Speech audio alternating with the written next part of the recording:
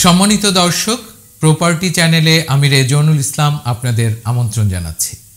দর্শক, সারা বিশ্বে যে অর্থনৈতিক সংকট চলছে এবং আমরাও এর বাইরে না, এই বিষয়টাতে আপনার প্রপার্টিতে কিভাবে সাশ্রয় হবে, আপনি কিভাবে সাশ্রয় করবেন আপনার প্রপার্টিকে, সেই বিষয়টা নিয়ে আমরা আজকে আলোচনা করতে চাই।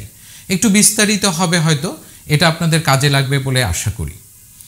দেখেন, আমরা অর্থনৈতিকভাবে যে একটা মন্দার মধ্যে সারা বিশ্ব চলছে, আমরাও এর বাইরে না, এবং এই যে বিভিন্ন সময়ে বিভিন্ন বিষয়গুলো এসে আমাদেরকে ধাক্কা দিচ্ছে, আমরা কি প্রস্তুতি নিচ্ছি? এখনও কি আমরা আমাদের অর্থনৈতিকভাবে আমরা কিভাবে টিকে থাকব? একটা পরিবার, আপনার চারপাশে যে মানুষজন আছে, সামাজিকভাবে আমরা কিভাবে একটু সংকট আসলে মোকাবেলা করব, সেই বিষয়টা কি আমরা প্রস্তুতির মধ্যে নিয়েছি কিনা? যদি না নিয়ে থাকি, তাহলে আজকের এই আলোচনাটা আপনার চিন্তাকে কিছুটা হেল্প করে কিনা আপনারা ভেবে দেখতে পারেন। দেখেন, আমি ব্যক্তিগতভাবে মনে করি যে আমি যখন জন্ম নিলাম তখন আমি গ্রাম থেকে উঠে আসছি, আস্তে আস্তে লেখাপড়ার ক্ষেত্রে একটা জায়গায় আসলাম, তারপর কর্মের জন্য একটা জায়গায় আসলাম। নিশ্চয়ই আমার মতো করে সবাই একটা প্রস্তুতি, যেখান থেকে আমরা উঠে আসছি সেই জার্নিটার দিকে যদি তাকাই, তাহলে আমরা আস্তে আস্তে কিন্তু সমস্যাও দেখেছি, এর সমাধানও দেখেছি। এখন যখন একটা স্টেজে এসে আমি দেখছি যে একটা প্রপার্টিকে প্রপার ইউজ না করার কারণে সেখানে অব্যবস্থাপনা হচ্ছে, এটাকে আমরা একটা সংকটের মধ্যেও যদি চিন্তা করি, তাহলে সেটা কিন্তু একটা সাশ্রয়ের যে কথাটা আমি বলার চেষ্টা করছি। তার মানে কি, একজন আর্কিটেক্ট, এই যে আর্কিটেক্ট শব্দটা আসলো যখন আমরা শহরমুখী হলাম, যখন আমরা অ্যাপার্টমেন্ট, এই কনস্ট্রাকশন, এই সেই নিয়ে একটা বিস্তার আলোচনা করছি, প্রতিদিন যখন মানুষ ছোট বাড়ি, বড় বাড়ি, কিভাবে একটা অ্যাপার্টমেন্টের মধ্যে অনেকগুলো ফেসিলিটি ক্রিয়েট করা যায়, তখনই কিন্তু আর্কিটেক্টের সাথে আমাদের একটা পরিচয় হলো। যখন আমাদের এই যে সমস্যাগুলো আসলো, যে একটা 3000 স্কোয়ার ফিটের বাড়ির মধ্যে দুজন মানুষ বসবাস করছে, তখন আমরা ফিরে তাকাচ্ছি এখানে যে ম্যানেজমেন্ট করতে হচ্ছে, ধরেন ইউটিলিটি বিল, তারপরে আপনার ইলেকট্রিসিটি, পানির বিল, সব কিছু মিলিয়ে প্রতি মাসে কিন্তু 15-20 হাজার টাকার একটা খরচ আছে। থাকেন কিন্তু ওই বৃদ্ধ বাবা মা ওই বাড়িটাতে। তাহলে 3000 স্কোয়ার ফিটের ওই বাড়িটা কি আমার জন্য এখন প্রফিটেড? আমার কি প্রপার ইউজ হচ্ছে? না। আমি যদি আমার গ্রামের বাড়িটার কথা চিন্তা করি, তাহলে এখন আমরা লেখাপড়ার জন্য অথবা নিজেকে এস্টাবলিশ করার জন্য কেউ ব্যবসা করছেন, কেউ চাকরি করছেন, তাহলে আমরা গ্রাম থেকে শহরে উঠে আসলাম। এখন ওই গ্রামের বাড়িতে অনেকেই বলেন যে সন্ধ্যায় যে লাইটটা জ্বালাবে সেই লাইটটা দেওয়ার মতো লোক নেই। তাহলে আমরা প্রপার ইউজ করছি না। ওই বাড়িটা কিভাবে ম্যানেজমেন্ট হবে? ওখানে কি কেউ থাকতে পারতো? ওই জমিগুলো, যে আমরা আবাদি জমিগুলো থেকে একসময় ধান আসতো, সেটা দিয়ে আমাদের সংসার চলতো, এখন সেই জমিগুলো আমার বা আমার ছেলেমেয়েরা কিন্তু আমরা জানি না যে আমার বাবার কতটুকু জমি আছে, সেটা কে দেখছে, কিভাবে ওখান থেকে অর্থনৈতিকভাবে আমরা একটা ম্যানেজমেন্ট করতে পারি। এই বিষয়গুলো আমার কাছে মনে হয়েছে যে আমরা সবাই যদি চিন্তা করি, তাহলে প্রপার একটা ইউজ হবে। তার মানে আপনাকেও বলছি, আপনার গ্রামের জমিটাকে প্রোডাক্টিভ করতে হবে। আপনি এই ফসলগুলো কোন সময়ে কোন ফসলটা হলে আপনার জন্য আরও বেশি ইনকাম জেনারেট করা সম্ভব, সেটাও বোধহয় ভাববার সময় এসছে। তাহলে আপনি ঢাকা শহরে থেকে আপনি এক্সট্রা একটা ইনকাম জেনারেট করতে পারেন যদি আপনি আপনার গ্রামের বাড়িকে অথবা জমিগুলোকে নিয়ে চিন্তা করেন। নিশ্চয়ই একটা কিছু রেজাল্ট আসবে।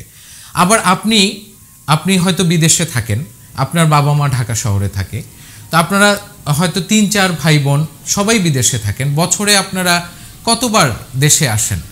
এই যে বাবা মা এত বড় বাড়িটা ম্যানেজমেন্ট করছে, এটা কিন্তু আমার কাছে মনে হচ্ছে এই সময়ে তাদের যে প্রতি মাসে খরচ হচ্ছে, সেই জায়গাটার তুলনায় এখানে যদি একটা পার্ট করে একটা জায়গাকে ভাড়া দেয়া যায়, সুন্দর করে তাদেরও চলা হলো। যদি আপনি এরকম কোনো কর্মজীবী মহিলা বা স্টুডেন্ট যাদের কাছে ভাড়া দিতে পারেন, তাহলে ওই বৃদ্ধ বাবা মার কথা বলার বা হঠাৎ করে কোনো একটা এমার্জেন্সির জন্য, যেমন একজনকে কাউকে পেয়ে গেলেন হাতের কাছে, সাথে কিন্তু আপনি ওই যে সাবলেট বা এই টাইপের কোনো একটা ম্যানেজমেন্ট করা যায় কিনা, যেখান থেকে প্রতি মাসে একটা টাকা আসলো, যে টাকাটা আপনার ফ্যামিলির, আপনার বাবা মার কাজেও আসতে পারে।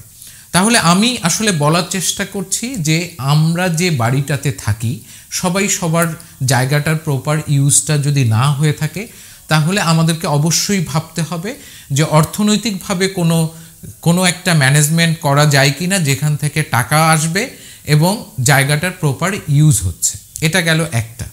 আবার যারা মনে করেন যে এখন প্রস্তুতিটা নিতে চান, এখন যে বিল্ডিংটা আপনি ডিজাইন করবেন, এখন যে বাড়িটা আপনি বানাবেন, তারও কিন্তু এই বিষয়গুলো মাথায় রেখেই করতে হবে। কারণ কি, আগামী দিনে আপনার জীবন ব্যবস্থাটা কীরকম হবে, অর্থনৈতিকভাবে আপনি কতটা চাপের মধ্যে পড়বেন, বা আপনার টোটাল ফ্যামিলি মিলে আপনি আসলে কতটুকু দায়িত্ব পালন করবেন, সেখানে কিন্তু টাকার ব্যাপারটা খুব মুখ্য।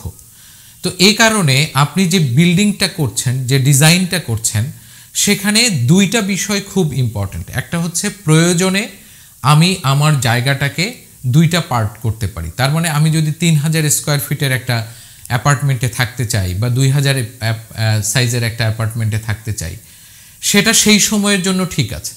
আপনি রেফারেন্স হিসাবে যদি চিন্তা করেন, আপনার গ্রামের বাড়িটা যখন আপনি ছোট ছিলেন, তখন আমার ধারণা একটা রাতে ঘুমানোর জায়গাটাও ছিল না, সবাই শেয়ার করতাম আমরা, দাদা দাদি, বাবা, চাচা সবাই মিলে। তো এখন কি হয়েছে, এখন ওই যে আবার বললাম যে আপনি যে সন্ধ্যায় যে লাইটটা দিবে সেই মানুষটাও নাই। তার মানে প্রয়োজন যখন একটা সময় থাকে সেটার জন্য ঠিক আছে, আজকের এই চিন্তাটা আপনার হয়তো ঠিক আছে, কিন্তু 10 বছর পরে আপনার সন্তান যখন ইউনিভার্সিটিতে পড়বে অথবা বিদেশে উচ্চশিক্ষার জন্য চলে যাবে, তখন এই প্রপার্টিটা আপনার পুরোটাই হয়তো দরকার হবে না। তাহলে আজকে সেই সিদ্ধান্তটা আজকে নিতে হবে। আপনি যে আর্কিটেক্টকে দিয়ে ডিজাইনটা করছেন, তার সাথে আপনার শেয়ারটা আজকেই করতে হবে যে আমি যদি 10 বছর পরে এই ইউনিটটাকে দুইটা সেপারেট করতে চাই, অথবা আমার 2 ছেলে একটা প্রপার্টি, তাহলে আমি যদি ওদেরকে দুইটা পার্ট করে দিতে চাই, সেই অপশনটাও যেন আজকে চিন্তার মধ্যে থাকে। কারণ কি, আমরা যে যত লাক্সারিয়াস করতে চাই না কেন, একটা সময় যে কিন্তু আমাদের চিন্তাটা, আমাদের ভাবনাটা, আমাদের রিটার্নটা অন্যভাবেও তো আমরা চাইতে পারি। এই কারণে যে কোনো প্রপার্টিতে ইনভেস্ট করার ক্ষেত্রে, কারণ কি এখন এই মুহূর্তে আমরা যে পরিমাণ অর্থনৈতিক চাপের মধ্যে কিছুটা হলেও তো চলে এসেছি, আগামী দিনে আমাদের জীবন ব্যবস্থাটা, আমি বারবার কেন বলছি যে যদি আমরা ফেল করি, স্বাভাবিক জীবনযাপনটা যদি আমাদের কষ্টের হয়, তাহলে প্রপার্টিটা যেন আমাদেরকে ব্যাকআপ দেয়, প্রপার্টিটা যেন আমাদের লাইবিলিটিস হয়ে না পড়ে। এই জন্য আপনার সম্ভাবনাগুলোকে সব কিছুকে কাজে লাগানো, এই জায়গাটাতে সবচেয়ে বেশি হেল্প করবেন যিনি বাড়ির ডিজাইনটা করছেন, তার সাথে অবশ্যই আপনাকে শেয়ার করতে হবে। এই বিষয়গুলো নিয়ে আজকে আমরা আলোচনা করছি এই কারণে যে আমরা ভবিষ্যতে যে সিদ্ধান্তগুলোতে পৌঁছতে চাই সেটা যেন আজকের এই আলোচনাটা আপনার সহায়ক হয়, এই ভূমিকাটা আমরা রাখতে চাই। এবং আমরা আবারও বলতে চাই যে প্রপার্টি চ্যানেল আপনার দুঃসময়ে প্রতিটা বিষয়ে সহযোগিতা করতে চায়। সেটা প্রপার্টি ভেটিং হতে পারে, সেটা প্রপার্টিতে ডিজাইন করার আগে যে কোনো ধরনের ডিজাইন নিয়ে আমরা কথা বলতে পারি, অথবা আপনি প্রপার্টিটা সেল করছেন, আপনি কোনো একটা সমস্যার মধ্যে আছেন, ম্যাক্সিমাম কিভাবে আপনি সেল করলে প্রফিট নিয়ে বের হতে পারেন, অথবা আপনি একটা প্রপার্টি কিনতে চান, সেই প্রপার্টিটা আপনি ক্ষতির মধ্যে পড়লেন না, ডকুমেন্টটাকে ঠিকমতো বুঝে নিলেন, পেমেন্টটা কোন প্রসেসের মধ্যে দিয়ে গেলে লিগালি আপনি পেমেন্টটা করলেন, সেটাও কিন্তু আমাদের কাছ থেকে আপনারা জেনে নিতে পারেন। এই টোটাল সলিউশনটা আমরা দেওয়ার চেষ্টা করছি যাতে আপনার ইনভেস্টটা এই ক্রাইসিসের মধ্যেও কোনো হুমকির মধ্যে না পড়ে, আপনি আপনার পরিবার সুরক্ষিত থাকুন। ধন্যবাদ, ভালো থাকবেন।